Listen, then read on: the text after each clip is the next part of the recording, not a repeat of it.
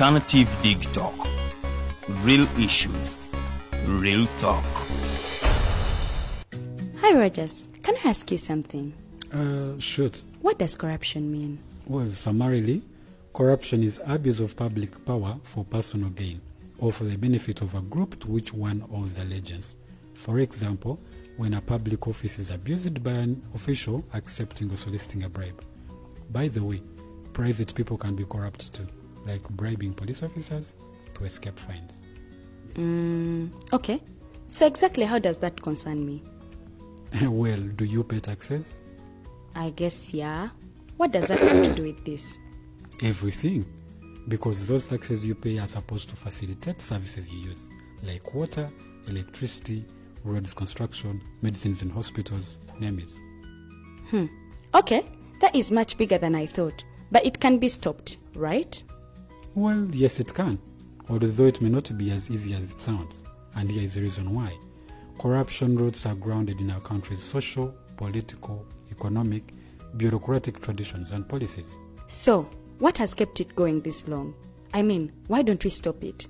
Well, the main reason why it has been here for so long is because institutions are weak, either as a result of poorly defined ethical standards of public service, weak administrative and financial systems, or ineffective watchdog agencies.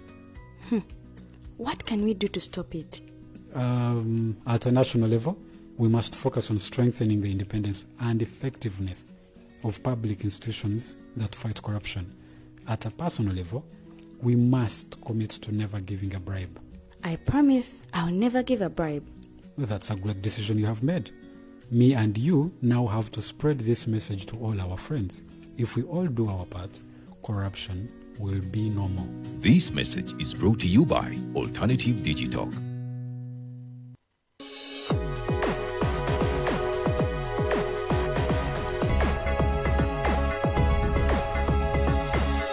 The Alternative Dig Talk. Real issues, real talk.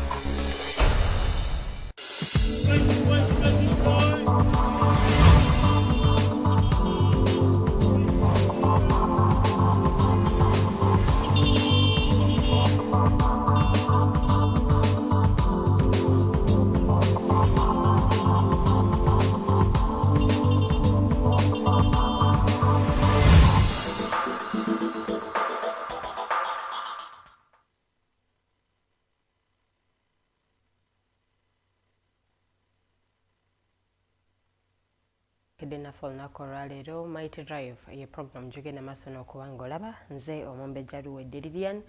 Olunaku olwaleero ennaku z'omwezi ziri 7 omwezi tulimu gwa Ntenvu 2023 kakati munnange omwaka tugutambuliridde tuli mu mwezi ogwa Desemba, omwezi gwensinga okunyumirwa, omwezi gwensinga okwagala. Kale kwegamba kansubire nti naawe sofa gukutambulira bulungi wano. Embeera simbi nnyo, nkuba tekedde kutonnya naye nga ebire wabweru awo biraganga eyinza okutonnya. So gwe aye waka sambyako obe nga ate weeyuna gy'okolera emirimu gyo oleme kubanga otaataaganyizibwa. Mutoza mwalabye olunaku olw'ejja enkuba bwe yatonnya ebitundu by'eggwanga eby'enjawulo amazzi ne ganjala mu makubo ate entambula n'esooka egootaanamuko. So nkutegeeza bw'obanga ogenda kukola yisambyako obe nga weewala ate ebiyinza okuddirira naye nga nkubuuzaako kadde ka Mighty Global News Updates era nga mu programu eno Mighty Drive mwekabeera tutandika ssaawa 2 kutuuka ku ssaawa 4 ez'akalasamayanzi. Tugenda kuba twegattibwako mwami Kasirye Hakim era ng'ono administrator ku Career Chapter Africa. Tugenda kuba twogera ku nsonga ez'enjawulo zirimu okwempawaringa abaana abawala abavubuka awamu ne bamulekwa.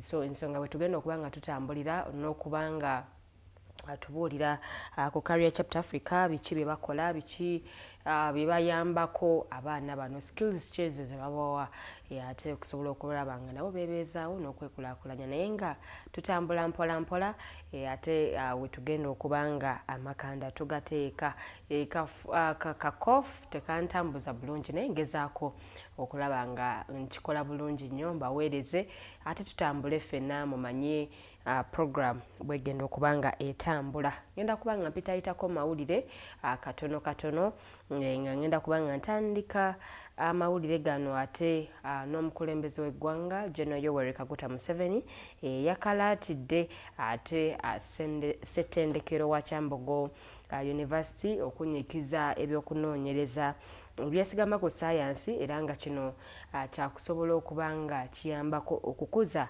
eggwanga. Major Jessica Lupo era ngo ne Vice President yeetisse obubaka bw'omukulembeze w'eggwanga ku mateekera ga University eya Kyambogo gano nga ga mulundi gwa 19 gatandise olunaku olw'eggulo era nga gagenda kuba gakulungulira ddala ennaku 3 nnambirira ate okutuuka ku lunaku olwokutaano. So mwenna abateekeddwa bannange muyogeyoge okutuuka ku mateekera gammwe. Tulina munnaffe agenda okuba nga naye atikkirwa olunaku olwaleero, tukwagaliza mikisa myereere.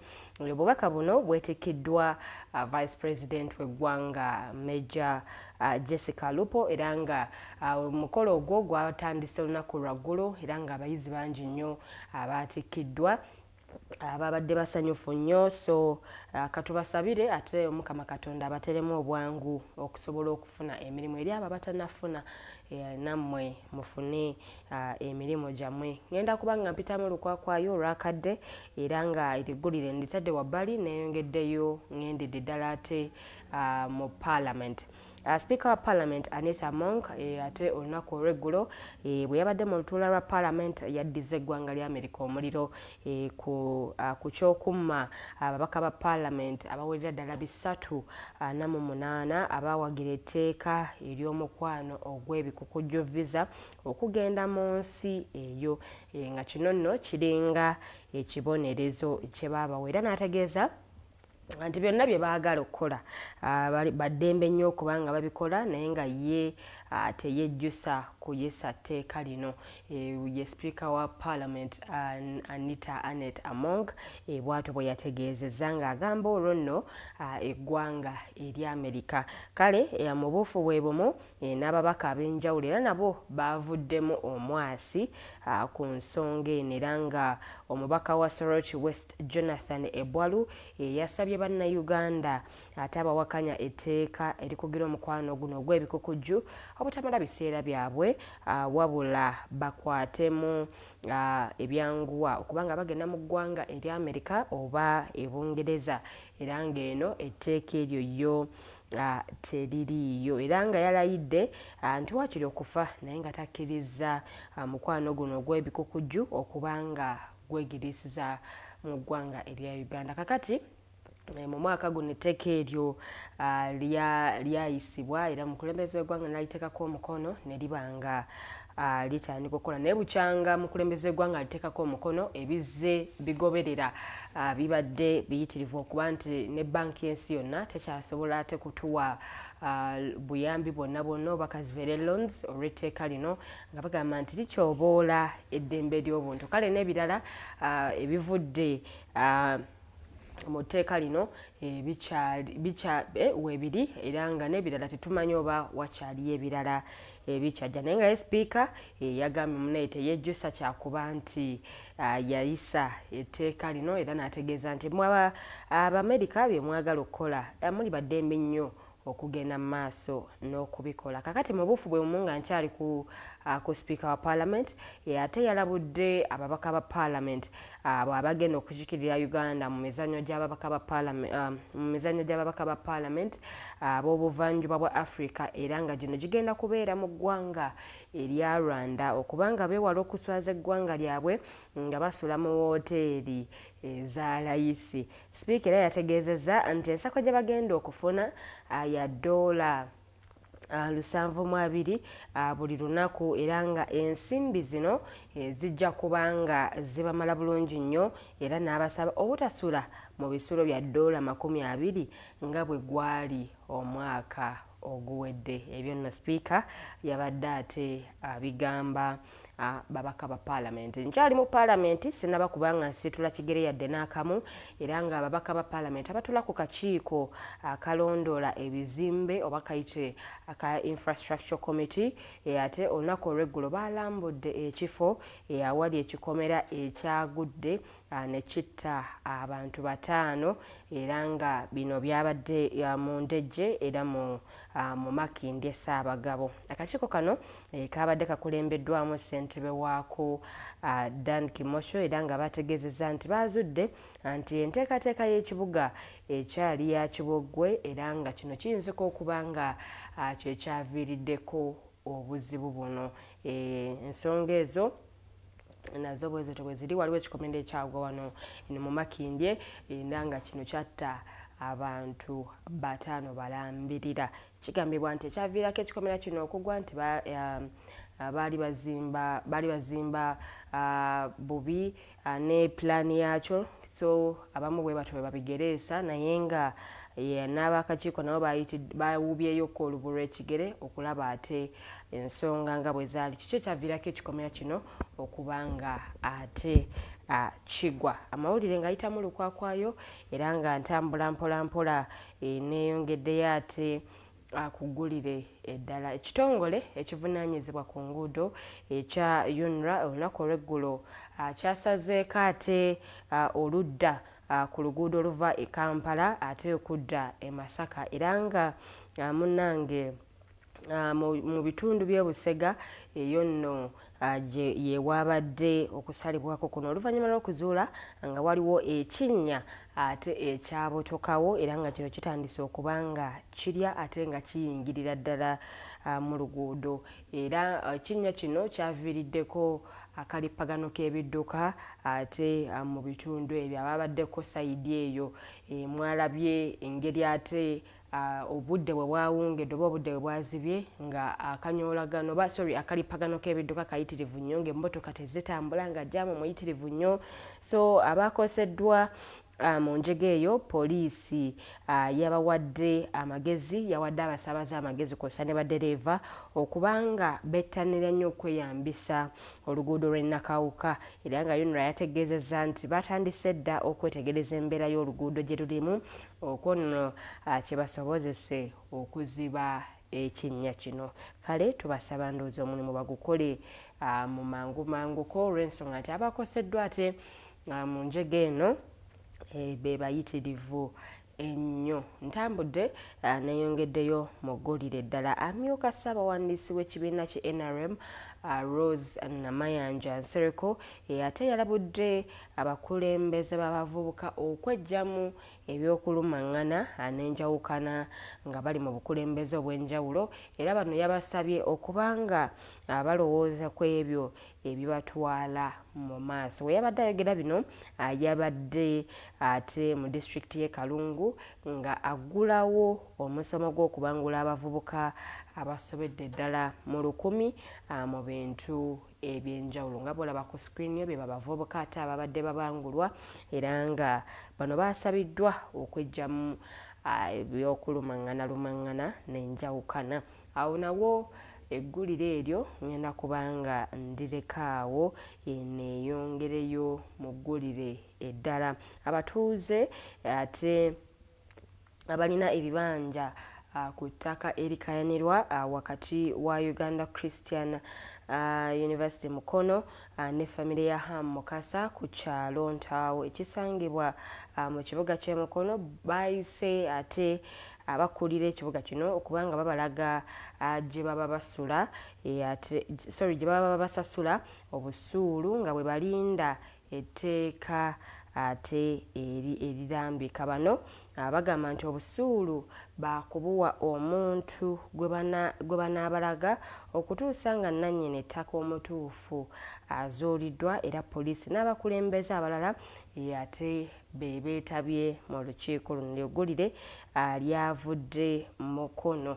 Neeyongeddeyo ate neggulire eddala. Parliament olunaku olw'eggulo yayisizza ennyongereza mu mbalirira y'eggwanga ey'omwaka 2023-2024 era ng'eno ya buwumbi 35,000. Eno nno yayisiddwa wakati mu kuwakanyizibwa ab'oludda oluvuganya gavumenti era nga bano bawandiise alipoota ate ey'abatono. Ababaka baagala wabeewo okuteeka ekkomo ku kudiibuuda okuyitiridde mu maka g'obwa pulezidenti, era nga alipoota ey'abangi yakyolese kaati nti abagiwandiise beekubye engalike bwe basazeewo ne bayisa ensimbi z'okuddaabiriza omuzikiti gwa Kampala mukadde, nga bano baayisizza n'ensimbi z'okulondoola eddwaliro eryafuukaga nnyana erizimbibwa e Lubowa. Ssente z'okuddaabiriza omuzikiti gwa Old Kampala kigambibwa nti ziri eyo nno mu buwumbi obusobera ddala mu butaano. So enteekateeka eno nayo bw'etyo bwe yatambudde. Nkyatinattina nga bwe mpita ayita mu ebyo ebyakoze amawulire wano ewaffe e Uganda, era nga neeyongeddeyo bulungi nnyo, neeyongeddeyo n'ensonga z'eddembe ly'obuntu gye buvuddeko. Minisita omubeezi ow'ensonga ez'omunda mu ggwanga ate yavaayo n'ayanjula alipoota. Njogera ku General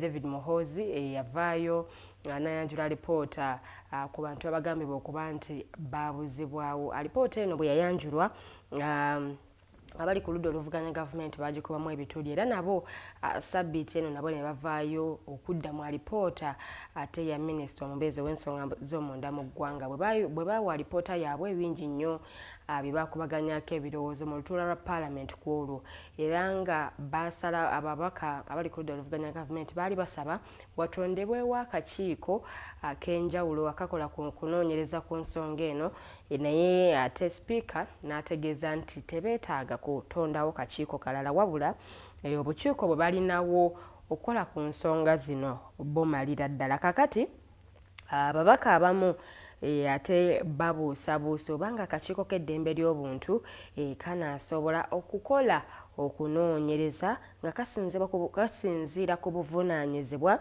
obwakaweereddwa paalamenti ku bantu abagambibwa okuba nga baabuzibwawo, era nga abamu bakitunuulidde nga omukisa ogwaweereddwa akakiiko kano okubanga kalaga nti kasobola okukola emirimu gyako mu bwesimba obanga keetengeredde awatali ate kutambulira mu nkwawa za gavumenti. Kakati akakiiko kano mukyala wa Ngadya yakakulira olunaku olw'eggulo ate bwe yabadde ayogerako eri bannamawulire ku bikwatagana n'olunaku lw'okujjukira eddembe ly'obuntu nga luno nno lunaatera okuba nga lubeerawo, yategeezezza nti tamanyi nnamba y'abantu abawozesebwa mu kkooti y'amagye, era nga yategeezezza nti amanyi bulungi nti mu tteeka waliwo amagye we gaweerwa olukusa okuba nga gawozesa abantu ba bulijjo mu kkooti yaago, era nga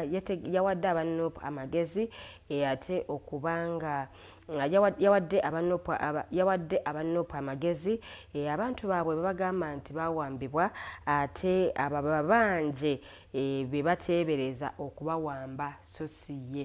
Aba-NUP bavuddeyo enfunda eziwera nga basaba mukyala wa Ngadya okubanga ayanjula oba bategeeza abantu baabwe bano abaabuzibwawo we bali. Kakati naye yabazzeemu n'abagamba nti bwe musuubira okuba nga be baabawamba be bamutunuuliza obwanga so si kubutunuuliza ye, era nga ensonga ezo bwe zityo bwe ziri ezikwatagana ku ddembe ly'obuntu. Mukyala wa Ngadya bakyamutunuulidde era bakyamulinze okubaako ate kyakola ku kunoonyereza ku bantu be bagamba nti baabuzibwawo, era nga bwe yabadde ayogera still ku lunaku luno olw'eddembe ly'obuntu lugenda kubaawo Desemba nga 11, munnaye n'akikoonako era n'ategeeza nti akooye nnyo ab'oludda oluvuganya gavumenti okubanga bamubanja abantu abagambibwa okubanga baabuzibwawo. Kinajjukirwa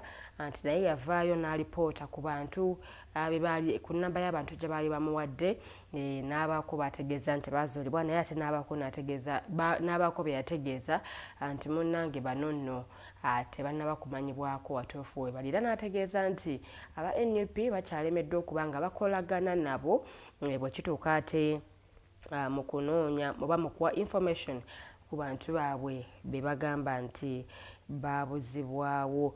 So eggulire eryo bwerityo bwerikyali naye ng'eryo nditadde ku bbali.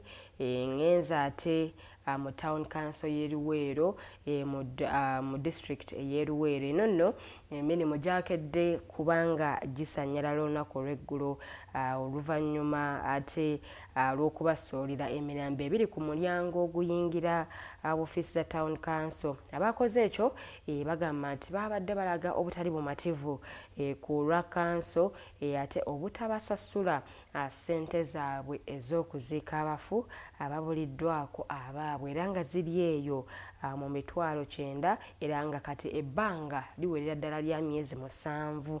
Bano nno bazze nga batadde ebisigalira by'abantu ku boda kwe bazze batambulira badde abaami 2 era bwe batuuse ate ne bagiteekaawo mu mulyango oguyingira ofiisi za council.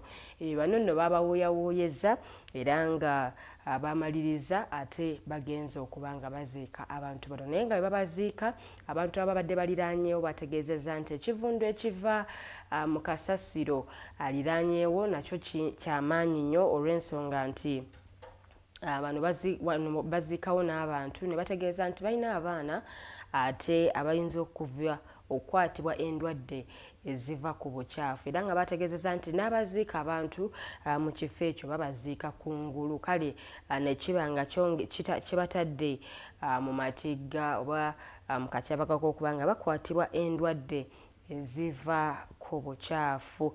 So abantu abakulu bano babawooyawooyeza ne bagenda okubanga baziika ebisigalira by'abantu bano ate bye babadde beetisse. Nvuddewo n'amawulire ago ndowooza katoke tuwumulemu katono nnyo ne Mighty Global News Updates. Bwe tukomawo Mighty Drive egenda kubanga yeeyongerayo updates zaffe kansooke nzisimbeko akati ate yo nga bwe tugenda mu kuwumulamuko katono nnyo kanjogereko ndowooza ne ku by'emizannyo olunaku olw'eggulo ttiimu ya Manchester United esobodde okuba ttiimu ya Chelsea goolo 2-1. Kino nno kyagituusizza ku buwanguzi ate obw'okusanyuka kakati bali mu kifo kya 6 so nga ate yo Chelsea eri mu kifo kya 10. Katsake tuwumulamuko katono nnyo Mighty Drive egenda mu maaso.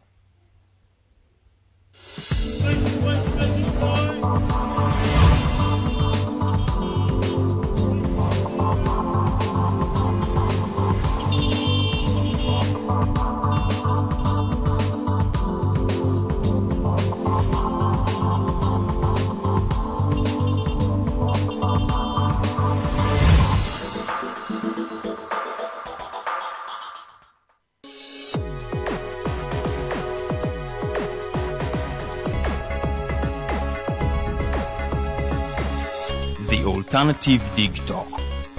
Real issues, real talk.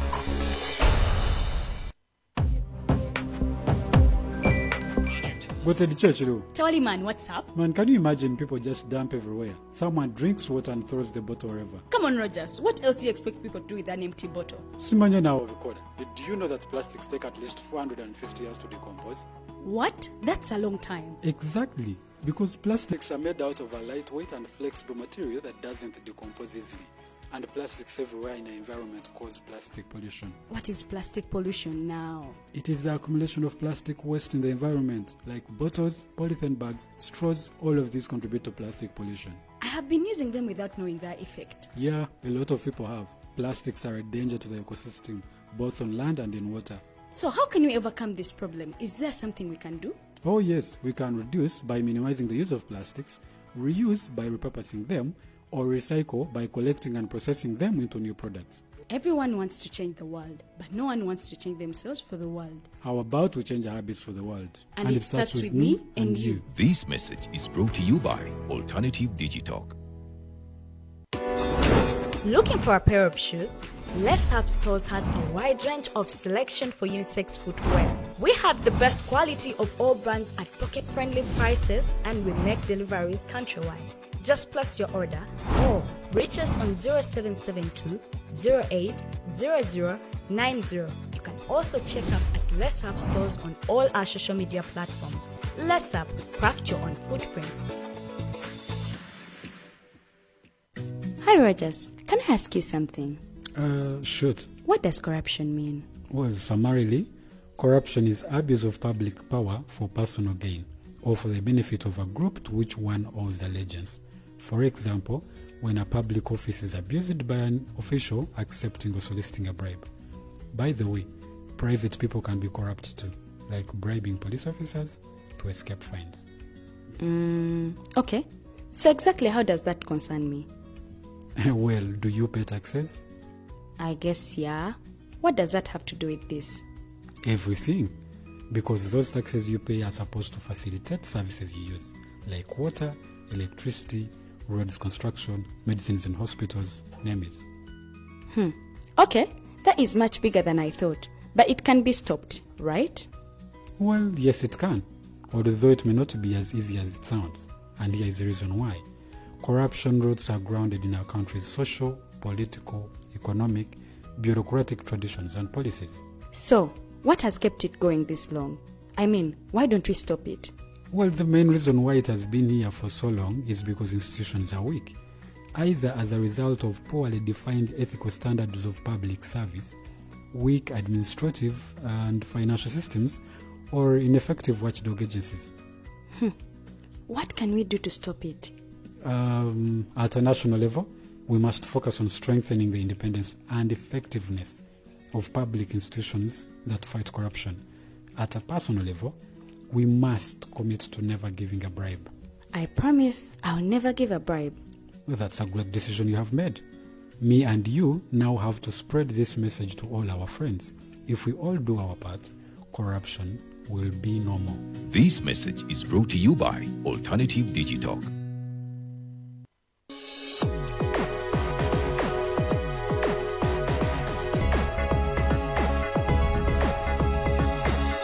The Alternative Digital. Real issues, real talk.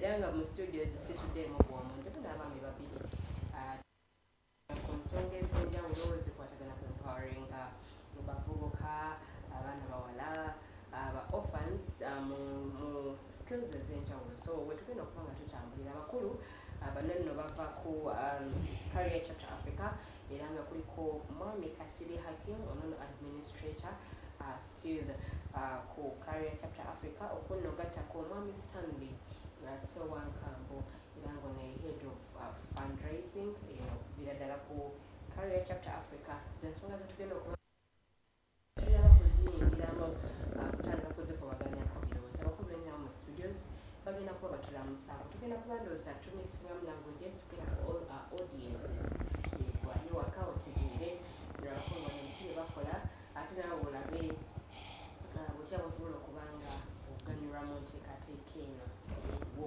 nza kantandikiremu Kasirye. Tubalamusizza nnyo abatulaba. Tuli basanyufu nnyo okubeera mu kifo kino, kifo ky'amaanyi. Tuli basanyufu ddala era katusabe bye tugenda okwogera bibeeremu ekyamakulu ekyokuyiga. You're most welcome. Thank you. Mr. Stanley, you're most welcome. Nsanyuse nnyo okuba ku station eno TV. It's a beautiful station. Era nsanyuse nnyo okuba nti abatukwasaganya abakyala. Era nnyo okukola n'abakyala. Kinsanyusa nnyo ate okubalaba nga beesobola. Tweyanziza tweyanzinge.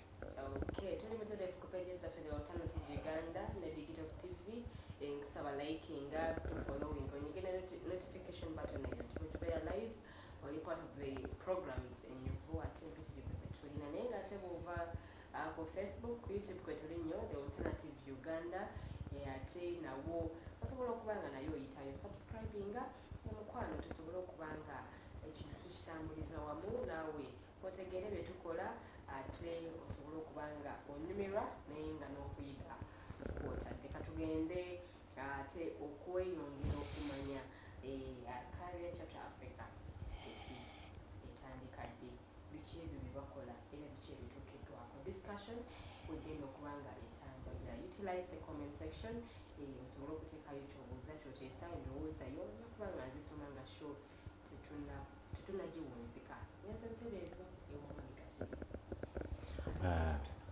neyanzizanyira nziramu kubibaza okutuhosti olunaku olwaleero Kasirye Chapter Africa etandika omwaka 2015 n'abavubuka basatu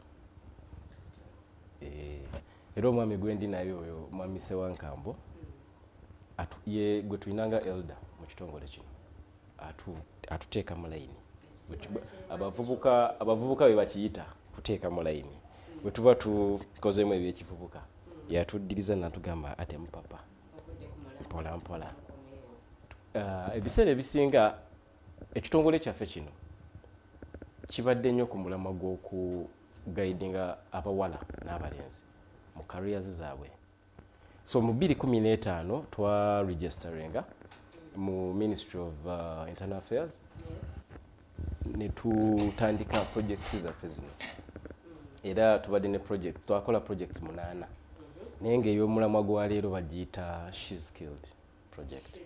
She is skilled. Naye nga she erinamu ka apostrophe ku S. Eri S apostrophe E. Sorry, she stroke he. Okay. Exactly.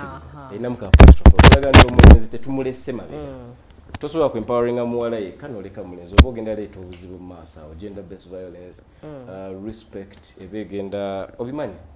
So project ene soundinganga y'abakyala ya buli muvubuka. Okay. So biki ebyo ebyabatuma ebyo mwasinzira kwa mugana nedda why don't we start Kasirye Chapter Africa? Ekyatutumira ddala ye education profile ye Uganda. Okay.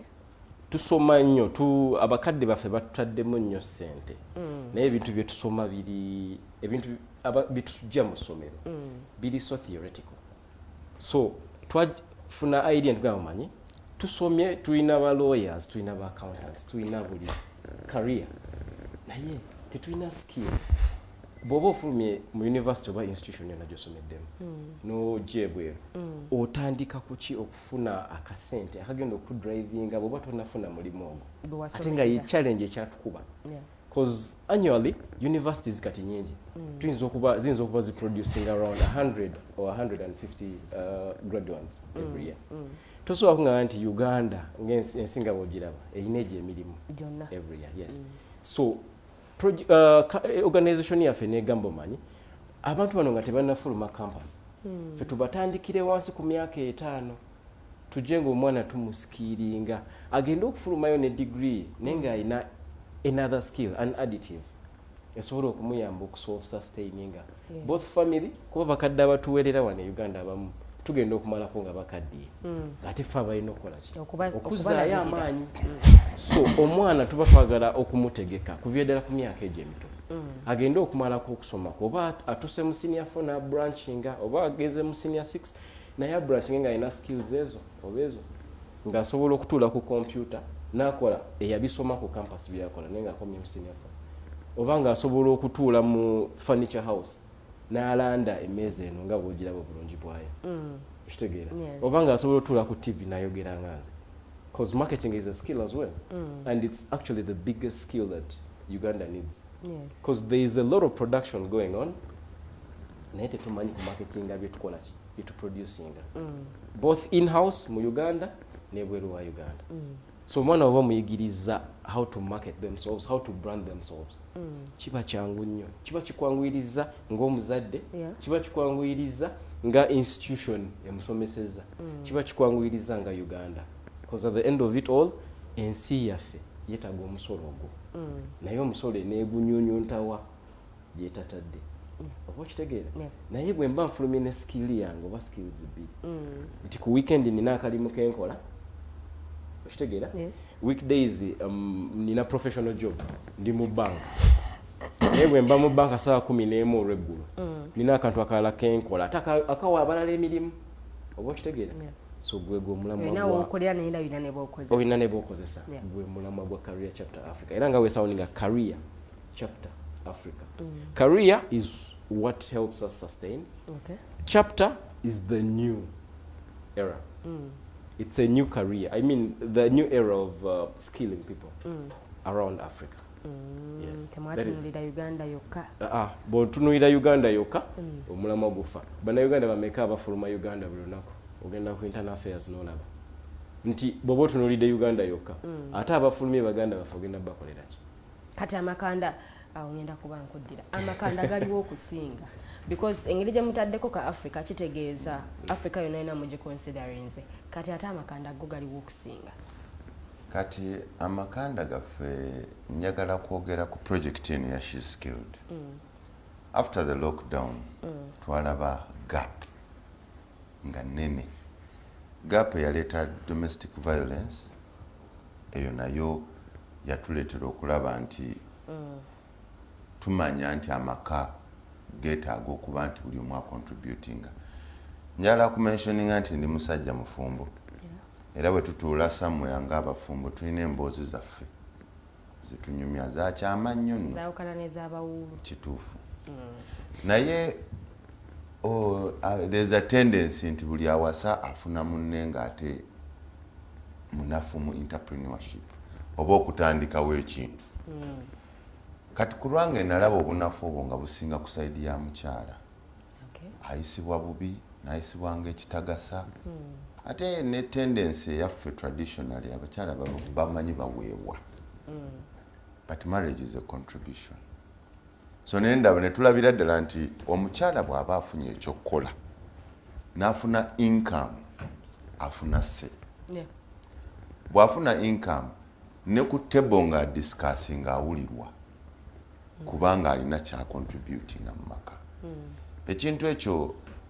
kyatupushinga nnyo okulaba nti tuyamba omwana omuwala okubeera skilled mu bintu ebisookerwako ngenda kuwako ekyokulabirako obulungi bw'omuwala buli mu nviiri empunya ye endabika ye tulina project ya perfumery tuyamba abawala okukola perfumes from flowers from plants nakola perfume nasobola okuweyaringa n'okukola brands ez'enjawulo n'azigabirako ne bane n'okutunda tuyamba abaana abawala okukola enviiri naaba nga asobola okwekolera abaana b'enviiri terina kuba expense nze kenyini kamwa kwogera neesala enviiri era njigiriza abantu okusala enviiri you can cut your own hair. It's not a bill you have to pay.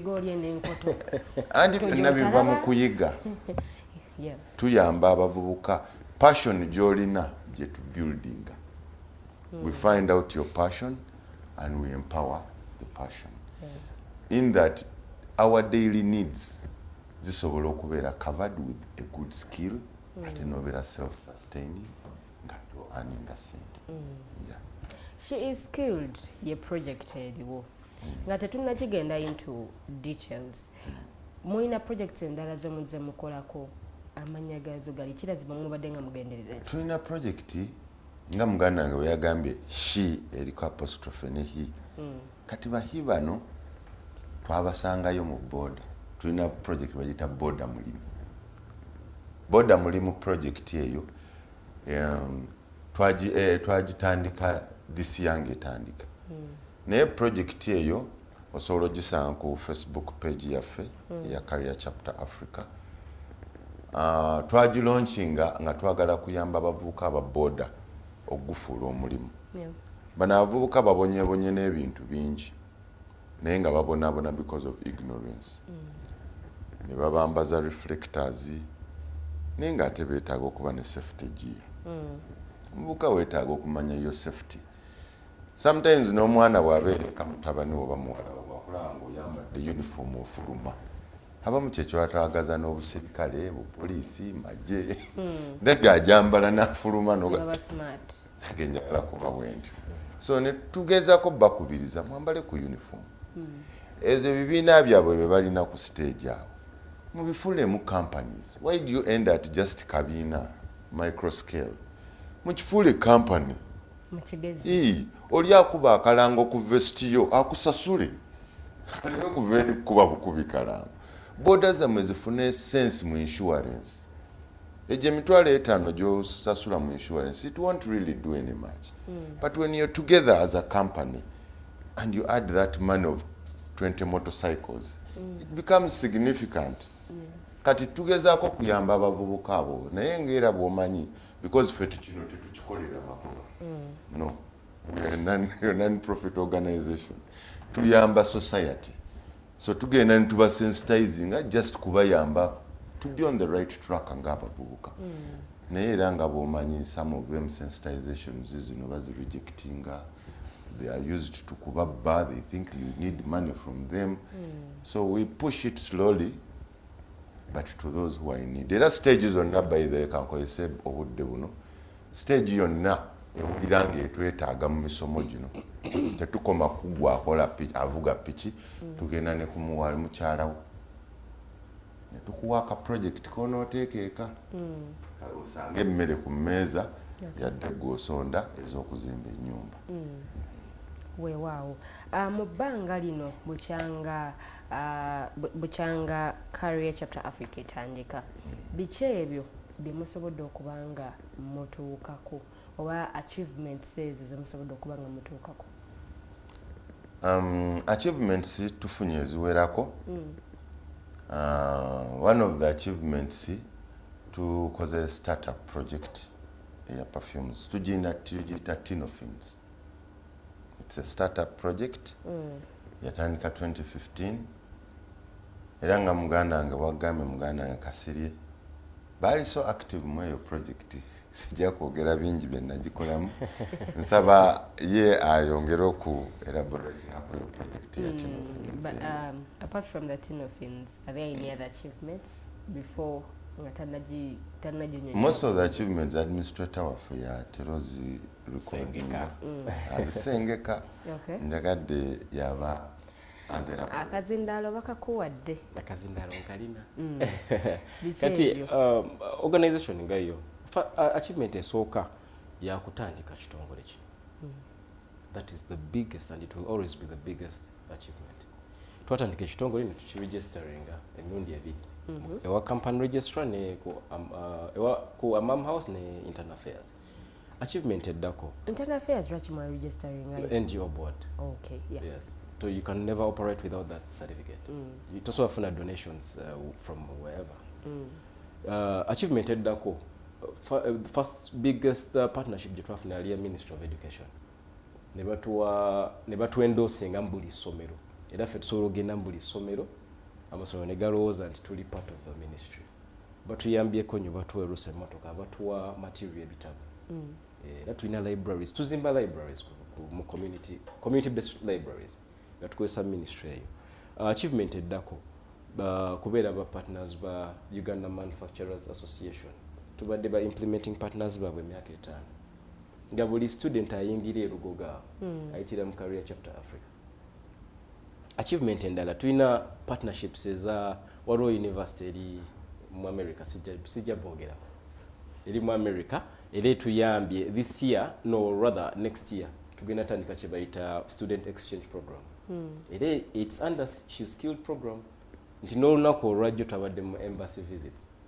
Tutambula mu embassies n'abaana baffe from the age of 8 to 18. Tutambula nabo mu embassies ezo. It's a cultural diversity project. Embassies ne bababuulira ffe tuli ba China, this is how we dress, this is how we talk, this is our culture, this is how we behave, and this is how we transact business. Kati twagala abaana baffe abe Uganda batambuleko. Omwana omujje Nakasongolo, omujje Masaka, omujje Mbarara, Mbali, yonna tubaddeyo. Era tumanye embeera abaana gye bali. Tubajjeyo bagendeke Brazil, batambule bagendeke UK, bagende sikubyeyo. Wabula kugenda kuyiga. Omwana omuzungu oba ali e Kenya oba ali e Rwanda oba e Congo yeeyisa atya mu kino nze kyengezaako kutandika kyetugezaako kukola. That is another achievement as well. Achievement endala tulina companies ziri 10 ze tupartneringa nazo nga ze zituyamba with infrastructure technology mu any skilling because we are entirely a skills development organization. For mulamwa gwaffe sigwa kola inspirational talks mu audiences. Omulamwa gwaffe gwa kujja gathering abantu 10, 20, 30 embale twalina abantu 8 ne tuvaawo after a week or after a few days or a month or a year nga at least mu number yamu 3/4 bafunye skill. That is Gwegwe Mulamwa gwa organization. Okay. So that is the biggest achievement. Nti twakakola twakaskilling abaana emitwalo ng'ebiri kitundu. Ever since you started. Exactly. With real skills. With the perfumery bit, to trainings abaana ba university nga tubalina n'amannya abamu abatandisa business ne beesasulira ne school fees. Ogwo si mulama mulungi. Before we actually dive into these projects, because in our projects nyingi, she's skilled ate waliwo ya boda mulimu. Kwegamba nengetinga confused at a certain point. Ato tugambye mutwala abaana wakati wa the age of 8 and 18. Yes. Bana abalala abali mu boda mulimu bo mubafuna mutya? Kati projects nga was mighty zanjawulo ziba ne different ziba ne different ziri ku different intervals zonna era mwe muzikola zonna ati ze ziri project omunana ze nkugambe ze tubadde tukola waliwo ya my future my career eyo ya masomero entirely kati ya boda mulimu yaba boda na families zaabwe owa boda saving otya ne mukyalawo ne mu developing sikubeera ka boda nofuna accident okugune bakujjako family nekoma omukyala n'anoba kati yo gibayite ya boda mulimu kati eyaleero tulese gibayita she skilled projects nyingi era mbadde nsaba tulemeze ogerako zonna leero tujenga wano kuba wantu walungi. No, because we have a very big audience that would actually love to know projects zino because kata tugambye ziri 8. twakayogera kuno twakayogerako 4. waliyo 4 ezitannaba kubanga zetutannaba kwogera. Waliwo project eyaba orphans nga tubaweerera. That is the charity bit. Tuweerera ba orphans baffe era December eno tubadde tuli bakutambula genda bundi bujo 40. Donations zaffe ezimu ziri ready. Naye twafunyemu misfortune nti oluguudo enkuba yalweze so twa extending ne tugiteeka mu January nga 15. Yes. Naye ate January nga 5 twabadde tujjukira tutambulira ku work plan. January nga 5 ku 7 tulina project ya boot camp. Waliwo omukyala eyatuwadde ekifo era mwebaza nnyo ku mpewo banzikirizibwa. Mwebaza nnyo ku mpewo Tina Kirabo yatuwadde ekifo kinene egenda beera training facility yaffe. Tubadde ne facilities 2 naye nga tesobola containinga baana nga tugambe baana nga 10. Yatuwadde training facilities 2 ebulengaawo era tugenda kukolerangayo boot camps every month. Eyo nayo project kati nahoga projects 6 zire bitu zireke zireke tu confusing. No, eza biri za chama ne bitu zireke omanya sho wena gwero ojja kumaliriza ozogeddeko. Yes, naye nga projects zino tuzikoze nga ze following up ntoyinza okubeera mu kifo kimu no executing a projects 3 zitya zikwatagana ziri interlinked. Boduna she's in my future my career. Exactly. Zonna ziri about community development. Kuva ku mwana kuva ku mwana omuto omyaka 5 paka mu ssomero ku campus nodda ku muzadde omuzadde ofuga otyo omwana kuba ne project yali kizo zengambe tugenda zogerako tuyene project y'abafumbo era tukwatagana n'omwami omu ku TVM eyo yona yo jjagiraba. So timu ya munene kyenkana ki because projects zino nyingi twalisuubidde nti mulina tiimu obuli awo nga nene kyenkana ki? Tiimu yaffe erimu abantu 3. Okay. We are 30 in number. Ate buli omu alina professionality and 5 more skills or at least 3. Nti bwembeera nga ngenze mbaale project nsobola gi executing ogwo oba babiri. Nti ate mukulu Ssewankambo ate ye tumutadde Kabale. Yes. Okay. Thank you so much. Kanzireke wa Mwami Stanley. Mwami Stanley, Watugambi, you're a not-for-profit organization. How do you sustain this?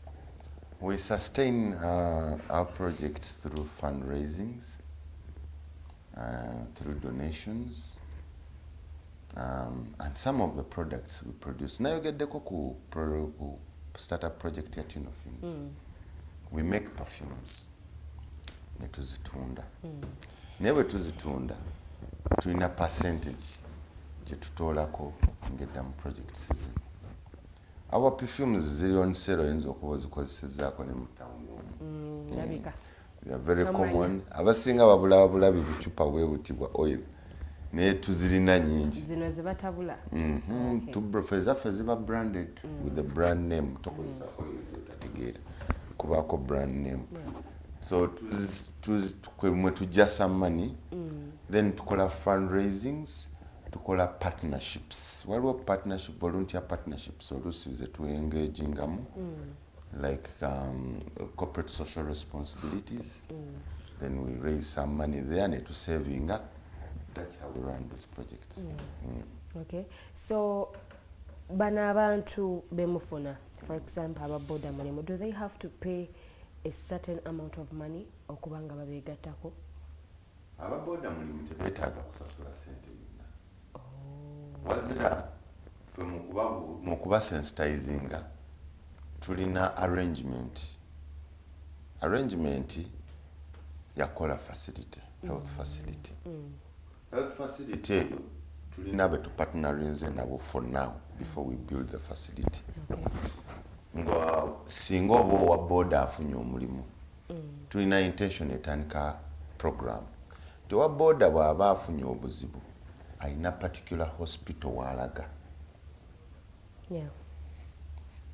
Bw'agenda mu ddwaliro eryo aba asobola okusangayo obujjanjabi nga ye bwe yeetaaga.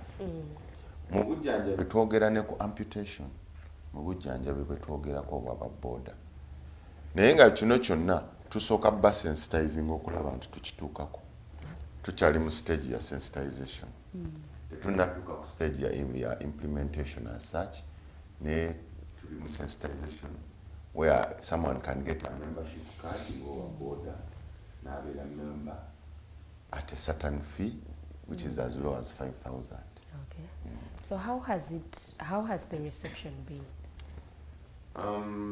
Abasinga, they love the study. Ne consistency eri low. Baagala okusoma naye tebali consistent. Ekirala saagala gamba nnyo nti tebali focused kubanga buli muntu n'ekigendererwa kye mu bulamu. Naye emisomo gino tuzudde nti most of them bali frustrated n'emisomo egibaddewo prior. So tulina nnyo okwegayirira n'obugumiikiriza bungi bwe tukozesa okulaba nti tubatuusaako obubaka buno. Okay. Thank you so much, Mwami Stanley. Nkomyewo ewuwo Mwami Kasirye. Kibadde kitya okudiiringa n'abavubuka? Batugamba nnyo tulina emputu, tulina emitwe minene, tulowooza nnyo ku ssente, tuli awo tetuli wamu. Kati nga mmwe ababa baddemu kibadde kitya okudiiringa nabo? Olunaku olwajjo nawezezza emyaka 32. Nkyali muvubuka naye era nkuliridde. Mbadde muvubuka, but this I'll correct on air. Abavubuka b'omulembe gwaffe tugezezzaako yadde bakadde baffe tebalaba kiyendoosinga, naye tugezezzaako nti tukozesezza buli opportunity eriwo. Si ffenna naye abasinga tukozesezza opportunity eriwo okutambuza buli kino otambuza. Okudiringa n'abavubuka nze mbadde sikifunye mbuzibu lwa nsonga character traits z'abavubuka psychological oba ozitegeera kuba oli muvubuka. Okimanyi nti ku myaka 22 togambwako ate Katonda wakuwa kasente oba mulala. Saa 22 tandikirawo ku 15. 15 oba tolina kyomanyi oba uninformed. Abakakati baba bamanyi. Naye tugambe emyaka 2 Yes. ozze Kampala ovudde mu kyalo ozze kusoma. okusoma kuganye nti otandika okuyingiza kasete. So between 20 and 23 years omuvubuka aba bulala ekyo kyo tukimanyi. So kati ffe kyekituyambye nnyo nti organization ebaddemu abavubuka bangi twetegeera. So it's very easy to disseminate information or pass on whatever information to muvubuka munnaffe kuba twemanyi. So tukisanze mu buzibu bwonna. Okay. Yeah, challenge ebaddewo ku bintu bino is always the same challenge for any organization. Funding. Nti oyagala kutambuza ekintu kigende naye akasente oluusi oba limited. Kyekyo lwaki owulidde tulina projects ezimu zikyali ongoing endala twaziyimirizaamuko tufokasinge ku ziri so crucial. All that is because of funding. Okay. Yes. Katsoke tumulemuko katono nnyo bwe tukomawo tugenda kuba twogerako she is killed. Twongere okumanya project eno biki ebigirimu, what is it all about, how can you be part of, or how can you gain from it, naawe osobola okutegeera wa watuufu woyinza okuba nga otandikira. Bagenda kuba batubuulira we basangibwa offices ziri luddawa bera tugenda kuba nga tubyogera Community Drive. Tukyagenda maaso katu breaking em katono nnyo tukomawo.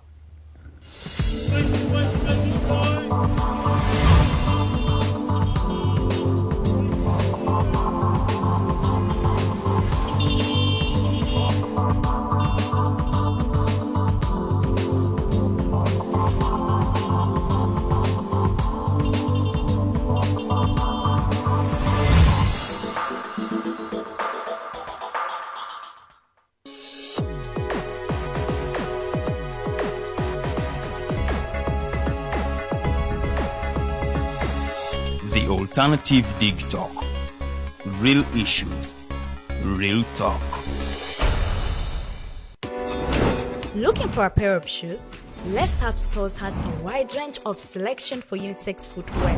We have the best quality of all brands at pocket-friendly prices, and we make deliveries countrywide. Just place your order or reach us on 0772 08 0090. You can also check up at Let's Up Stores on all our social media platforms. Let's Up, craft your own footprints.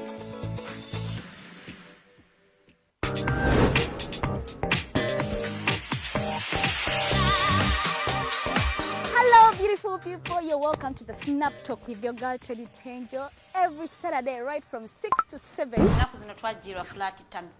Tukyayambalako ku ngoye obutukwata. Wajana ku body shaming. Speak up. Gendo ba confronting. Obagambe ekyo kyemukola si kirungi. Towerabira nti tuli wano ku the Alternative Dig Talk. Mukwano gwange gwaliye. Topic kiki wandiyagadde twogereko. Is it about family? Nga tize tata wange amanyira nkola n'obuvunanyizibwa nyina bungi. Era agezaako n'anyamba yambako yanda. Naye kumukubira kumubuuzaako. Noga mama we bali kunzaala. Is it outside family? Is it society? Oh, could it be relationships? Come and visit, call me. Simanyanga I miss you bichi. Especially embeera y'obudde sinungi. Naye n'omuntu akwagalira mu season yaba takwagala ze nkubuulira. Just be commenting nga topic yona gyandiyagadde twogereko tujja kwa tujogera kwano ku the Alternative Dig Talk ku share enganzi the Snap Talk.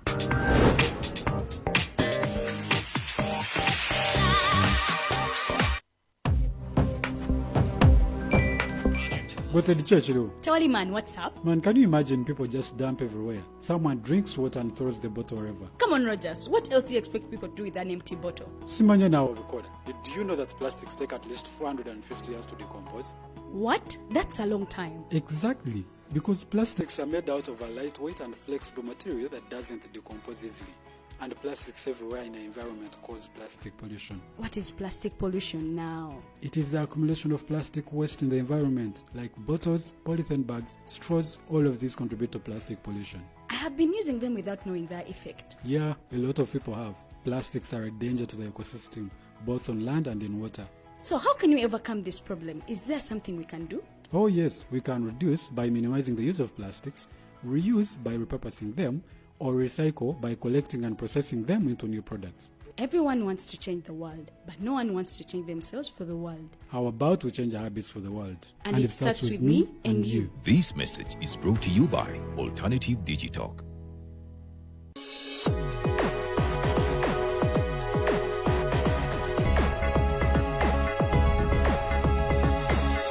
The Alternative Dig Talk. Real issues, real talk.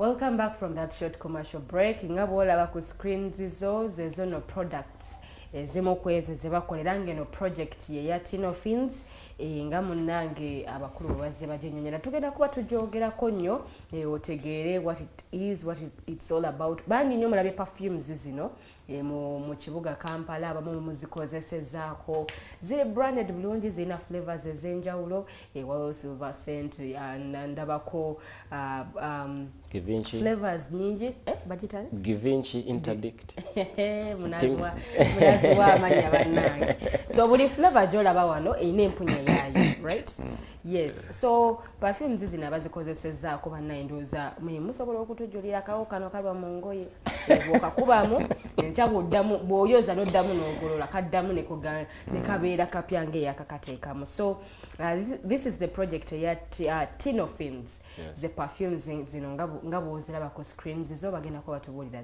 za ssente mmeka era zisangibwa luddawa tukyagenda maaso ne Mighty Drive tutambula mpola okutuuka ku ssaawa 4 ez'amakya g'olunaku olwaleero era nga tuli mu ssaawa yaffe ey'okubiri nkusaba utilizing comment section ayina ekibuuzo kyoyagala okumanya about abakulu bano about Career Chapter Africa bajja kuba nga bena babitunnyonnyola. It's a very big thing era nga projects balina mpitirivu nnyo naye nga gye tugenda okusinga okuteekako amakanda yene ya she is skilled.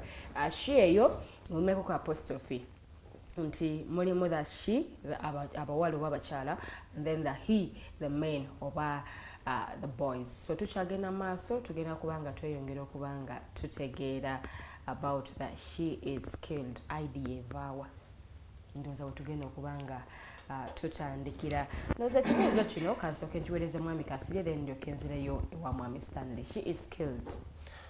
She is skilled project yali launched last month. Yali launched last month. Twalina idea y'abakyala. Mentoring abakyala. We have a lot of girls, but trust me, tosobola mentoring omuwala noleka mulenzi lwansonga tulina sexual reproductive health talks. Omulenzi alina okumanya nti omukyala waba akugambye nti ngenze mu period yange si kintu kyakusekererwa. It's about nature, it's natural. Oyina okuappreciating omukyala oyo n'omwami omukyala bwagamba nti siri bulungi ndi mu mbeera yange ya kikyala oyina ogirespecting kale ebintu byonna tubiyigiriza mu she skill kyoba omulenzi tetulina muleka mabega kuba omulenzi ye musajja w'enkya ye taata w'enkya exactly you cannot groom a daughter and you leave a son because they are going to become parents as well. I mean in future. So project ya she skilled eno erimu skills season naye ezisinga tulina plumbing tulina kampani gye tukwataganye nayo sijja zoogera ku mpewo kuba balina okusasula obulango tulina kampani eri entirely responsible for skilling these youths in plumbing electrical nayo kampani ndala ekya perfumery tukyekwatanga organization kuba ekyo twakyetandikira that is us and it's a primary source of income for all the other projects. So echa perfumery nayo perfumery trainings nazo mweziri era already twafunye aba enroll in Z actually ate abatali mu project yaffe bana abantu abaga otandika ba entrepreneurs abaga otandika startups fe twagala nnyo omuntu natandika startup lwaki ekyo kibuzo kibuuziza tukoye ebbula ly'emirimu government tugiyimbiridde naye amazima nayo giraba etengerera teri government mu nsi esobola ku employinga oba esobola ku satisfying aba citizens bayo in regard to employment. Teri not the US, not the UK, not Germany. Those are the big economies. Those are the big governments we know. So if they cannot, so can Uganda do that? So as the stretching arm of government, NGO, Career Chapter, twava ntugamba omanyi akatuyambeko abaana bano baleme kubonaabona ojja kusoma degree ogyebakire okumala emyaka nga 8 nga tonagikozesa naye ng'obadde mu first class osaba omulimu bakusaba experience ya myaka bakusaba 5 oba 10 kuba nze nsoma amawulire I'm a bit exposed in regard to reading. Yeah, engeri gye tuli mu training fe tusoma nnyo. Bagenda kusaba experience ya myaka 10 ogijewa tojirina kitege kati fe tukola tutya we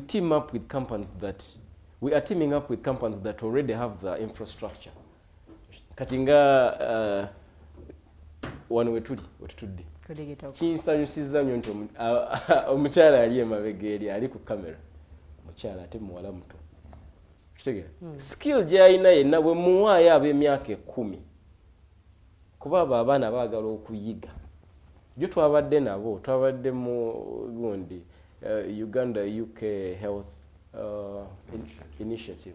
So they help government. They fund most of the projects as a Ministry of Health. Basanyukidde executive director wabwe yasanyukidde abaana tuba grooming anti omwana alina exposure bw'atula nange wano byenjogera asobola obyogera okitegera kyensobola okukola asobola okikola. That is the project gye tufokasinzeeko nnyo. Twagala omuntu mu grooming kuviira ddala myaka emitongo obwongo bukyali fresh tonafuna bizibu bya rent tonafuna bizibu bya nina okuyonsa ate bosi wange anjaga anti fenna I'll be honest 95% of human beings pay rent. Ne mukwano yagenda okufa ng'asasula rent okimanyi yalina amakage naye era nga yalina amakage ne billboards zolaba ne adverts zolaba ku TV all that is rent. People do not know that is rent. Balowooza bw'ogaggawala ebya rent obivaamu. Rent is inevitable. Sege ne wano wetuli ennyumba gye tutuddeko you pay for space in air don't you? And expensively all that is rent. Ne kati omwana olina okumuyigiriza nga tannafuna issues ezo najja nafuna skill eyo n'ogimwagazisa okitegeera kuba tulina brand ambassador Alisha omwana oyo tubadde naye kuva myaka 6 and she's done a good job. Alisha guiding abanne Alisha bwe tuba tugenze twamugjamu kanaka okubeera brand ambassador is only a title. If you're in your friends you're entirely equal. We promote equality. Whether you have a title kyova mukulu munnange tayagala nnyo bya mutayitolinga buli kaseera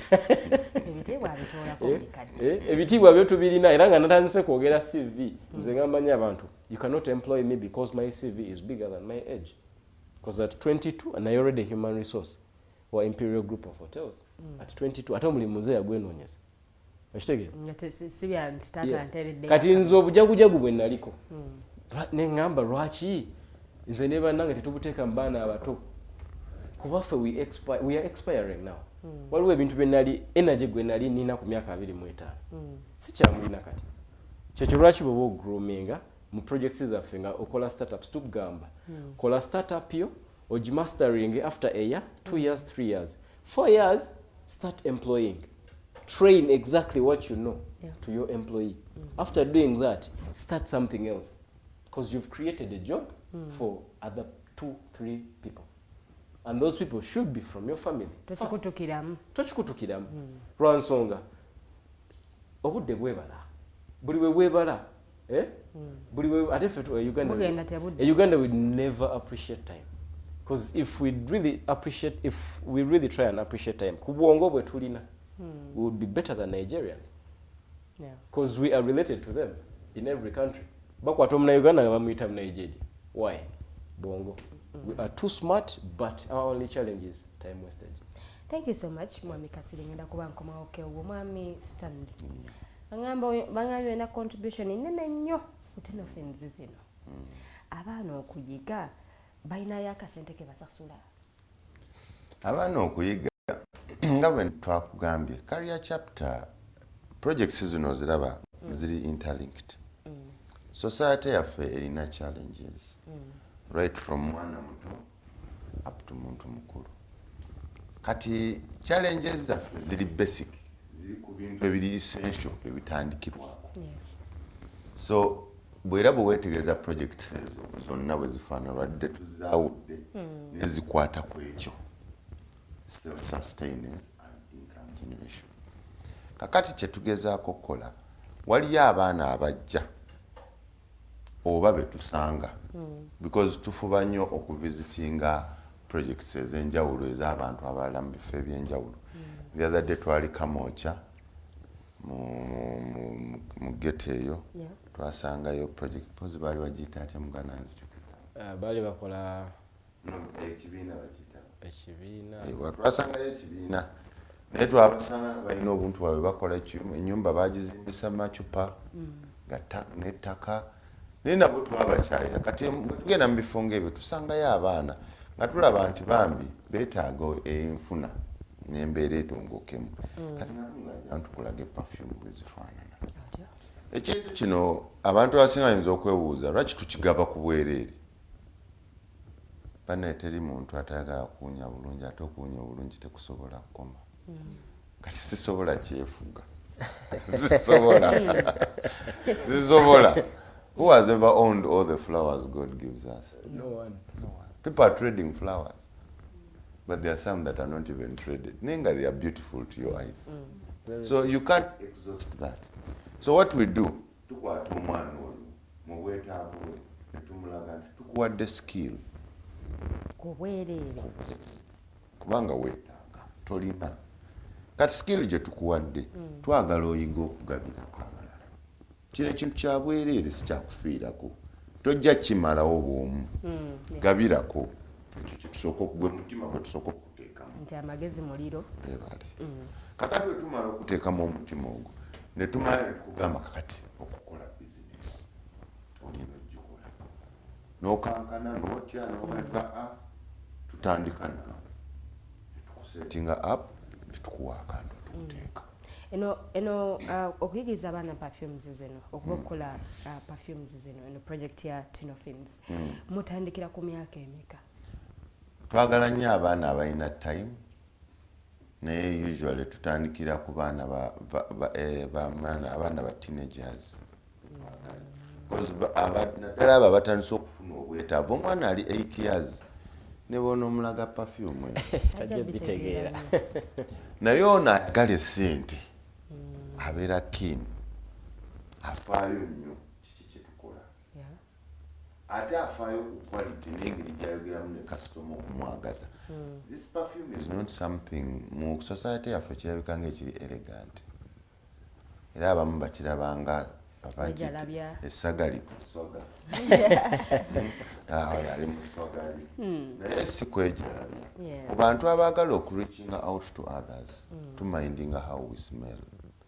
So ku bantu abatuuse okufuna ku kasente alina omwana yeetaaga amaka yeetaaga okusasula renti abantu bwe batyo tubaaniriza we identify them time gye tumala naawe we can know netuku identify nga jangu we have a project here jangu oyige ate nga bwe tukuyigiriza tukulaba era do you have the passion oba babikukasa oba oyiga byakufa nabyo bwe tukulanga ebintu byakukaka nga tutandika okubuuza kiki oyagala mu bulamu tetukukaka perfume naye tufunye ababyagala mostly bawala I must say ate ne babisaamu nnyo amaanyi.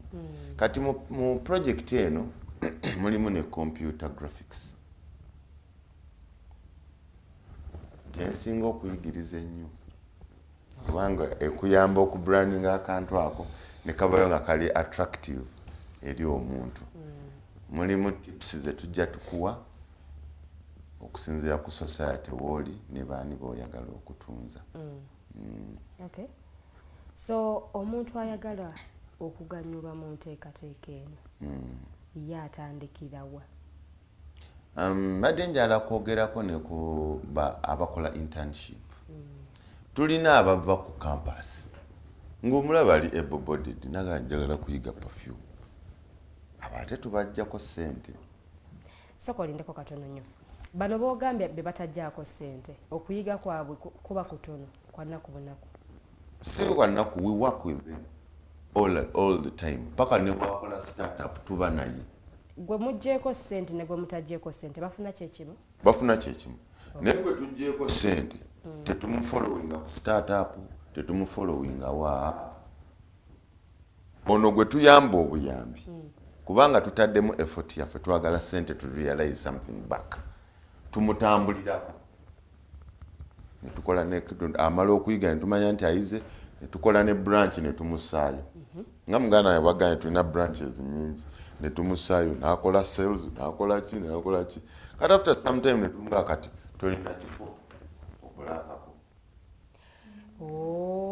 so yengeri munaku mumukwatako nga tasasudde yadde 10 talina bw'amaliriza ne mutandika n'akibeeramu n'akitunda nako nakola biki bwe wayita akabanga nga tosobola kwetongola tosobola nasala nange nsobola netumugawo yagadde kwetongola nti ngenda tandika wedduuka nange zezo startups zetujja tukola netumugawo kale ogenda kutandika wano kola bwoti ne bwoti ne bwoti netumukuuma bwatandika n'aterera netumugawo bye kakati ono gwe mugjeeko ono awaddeyo sente kale ye kikyo kiba kitya awaddeyo sente ye abazze kuyiga skill atambula agende tetumulinaako bukwakulizo bwonna wadde endagaano yonna gyetukola naye okujjako okumusomesa naye tumuwa certificate eraga nti twamuwa internship training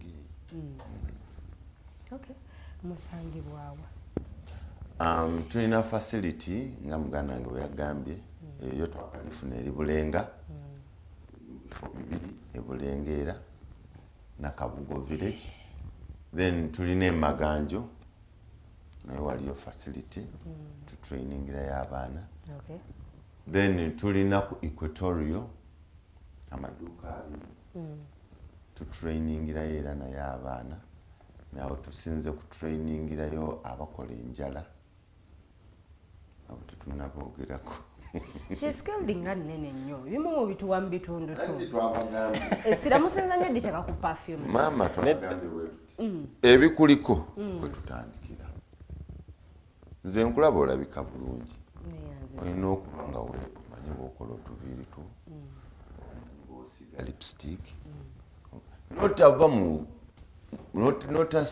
notestas abalala kati ebyo byetuyamba abaana gamba osobola okuwunya obulungi ezo enjala teweetaaga kuyita musiizi wa njala enviiri teweetaaga kuyisa baba kino teweetaaga kuyita kino osobola obyekulira neweerongoosa olaba nga bwe tugenda mu baana ba embassy tubayigiriza okwala okukozesa fork ne spoon abantu bangi nze ntula ne mu hotel oluusi nembala nga people can't use forks basindika eri ekijiiko n'akaso akwata fork mu mukono ogutasaana guba gwa right batera gusijisa erina kuba mu left ne bagissa mu right ne bagenda mu maaso obukyere ne bukunkumuka biki naye ekijiiko kiri wali okitegeera tamanyi kwawula spoon ewuta tamanyi ndi guno omukyere kati erina kuba jjiiko wabula asigala na fooko kugala n'atuuka mu nnyama tamanyi oba nina kusimbamu fooko nsale nakwasa engalo n'abikoowa n'asaba amazzi n'akwata mu nnyama ebikozesebwa birya singa mbadde n'omukisa naali mwogedde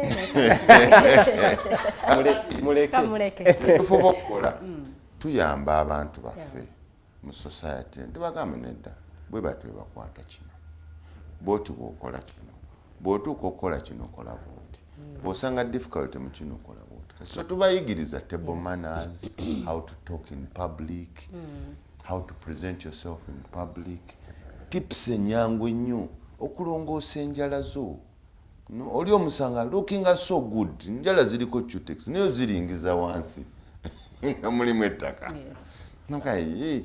what is happening ne ebyo byonna ffe twatunuulira muntu n'obulamu bwe ne tujja nga tujjamu skills ez'okuyigiza ne projects ez'okutandika kansooka enzireyo wamwami Kasirye she is skilled nnene nkyeddamu nenkyogera nenkizuula nti ddala kituufu nnene nnyo naffe tetugisobola project nnene erimu ebintu bingi bitumalirireyo because tuli mukoonako bitono bitono ate abalabi bajja missing out focus twagala koonako bintu bye tulinamu focus bye tulinako omukono ekintu kyenjala bansonyiwe kyekyo kyenagambye nga tutandika nti kyeneerabidde mukulu wange eva aziza mulayini n'anzijukiza ekintu kyenjala tukifokasinzeeko nnyo mbuuza lwaki